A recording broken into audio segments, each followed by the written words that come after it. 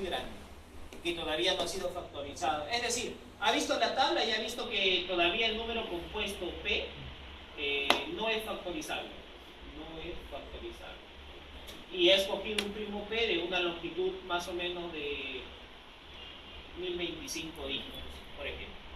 Entonces, este señor va a escoger un primo y va a escoger una clave, va a generar una clave.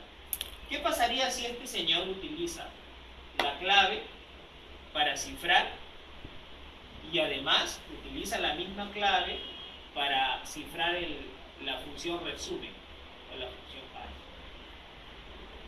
Porque él cree que ha escogido un buen número primo de una longitud considerable, al igual que una buena llave.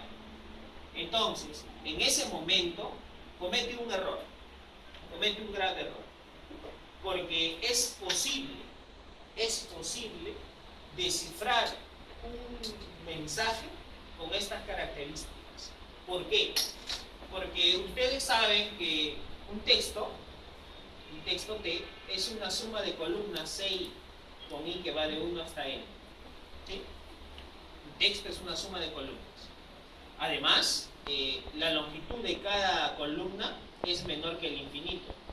En particular, es menor que cierto número, la longitud de los ceros y unos. Eso significa entonces que yo puedo aplicar una función a cada columna que me va a dar verdadero o falso.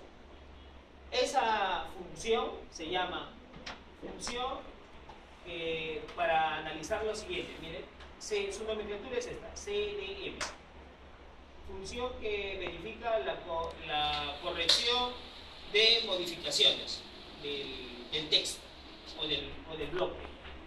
Eso significa que normalmente nosotros podemos hacer uso, muchos de ustedes que trabajan en informática, si tienen un Word, pueden analizar una función muy particular para analizar si ha sido modificado cierta parte del texto. ¿Sí? Entonces, cada línea puede ser analizada con una función que mide la corrección o las modificaciones que se ha dado a cada renglón.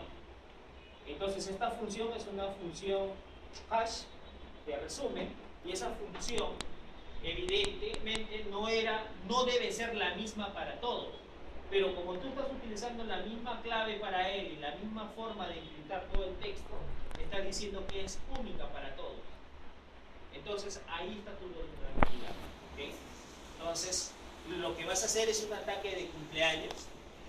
¿Okay? Entonces inmediatamente buscas colisiones y automáticamente vas a encontrar algunas frases de descifrado o algunos bloques de descifrado, con lo cual puedes de repente encontrar, si tienes un buen ordenador, la clave privada de la otra persona o de la persona que está realizando el proceso de protección de la información.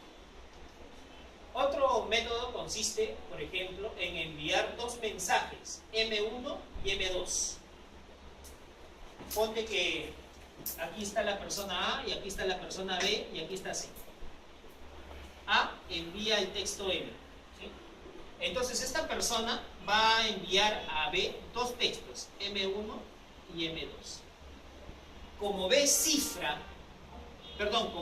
firma el mensaje, entonces va a utilizar en ese momento su clave privada.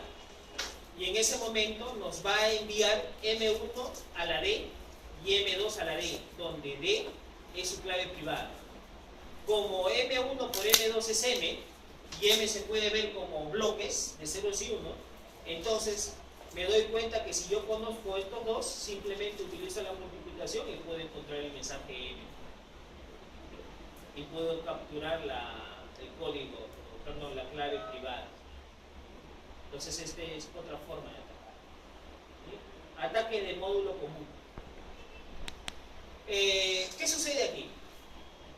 Sucede lo siguiente. Alguien podría pensar que si tiene dos generadores P y Q, entonces las personas que han tenido de repente una clase y han dicho que es suficiente que P y Q sean primos grandes, entonces se ha dado cuenta de lo siguiente, que cuando yo genero cuando yo genero una clave números P y Q que factorizan al número n, entonces inmediatamente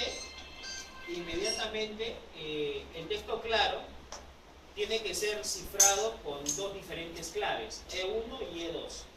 ¿Sí? Entonces inmediatamente lo que voy a obtener es un esquema matemático de este tipo. C1 igual m a la E1 y C2 igual m a la E2. Si yo utilizo el algoritmo extendido de Euclides y reemplazo esto, yo sé que existe un R y un S, tal que R por E1 más S por E2 es igual a 1.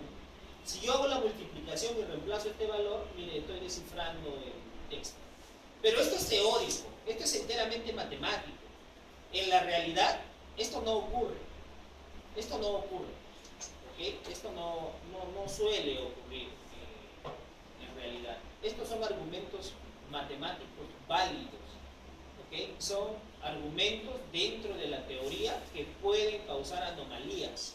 Pero si una persona no conoce estos argumentos, puede escoger E1 y E2 de exponente bajo o de valor muy bajo y puede hacer que la otra persona utilice el algoritmo extendido de Euclides, un algoritmo rápido de encontrar valores R y S, y puede descifrar su mensaje.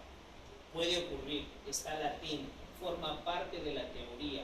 En la implementación, normalmente se busca una restricción interesante. ¿Okay?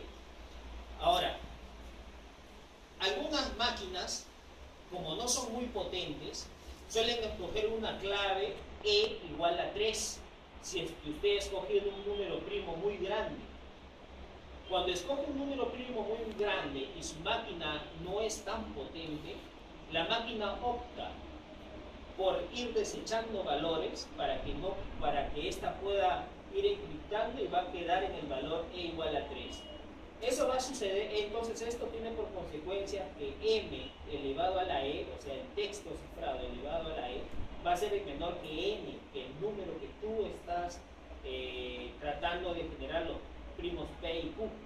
Eso significa que puedes utilizar un algoritmo para encontrar una exponenciación modular y pueden calcular el valor de ello. Y dice que esto queda resuelto rellenando de valores n bits aleatorios. Se puede solucionar este problema. ¿Okay?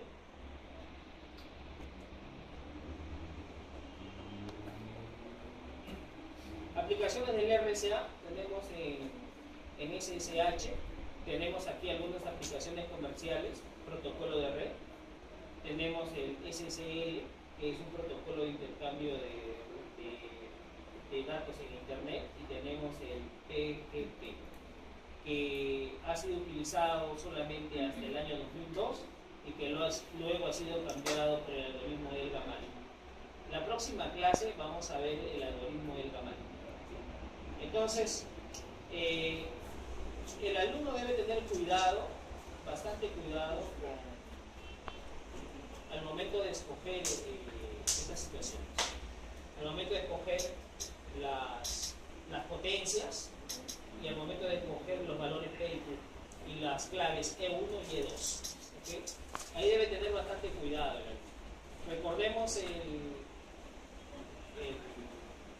proceso de cifrado y el proceso de firma.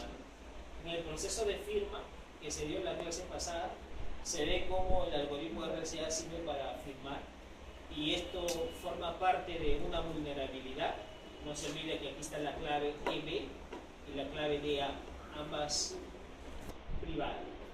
Entonces, miren, al momento de realizar el algoritmo de RSA, el alumno puede escoger un alfabeto en particular o puede escoger el código ASCII. Cualquiera de los dos es válido. ¿Sí? Cualquiera de los dos. Yo en el examen le voy a decir qué tipo de alfabeto va a utilizar. Si va a utilizar esto o va a utilizar el código ASCII. Cualquiera de los dos, vamos a ver cuál de ellos va a utilizar. Bien, esta información ya está en el aula virtual.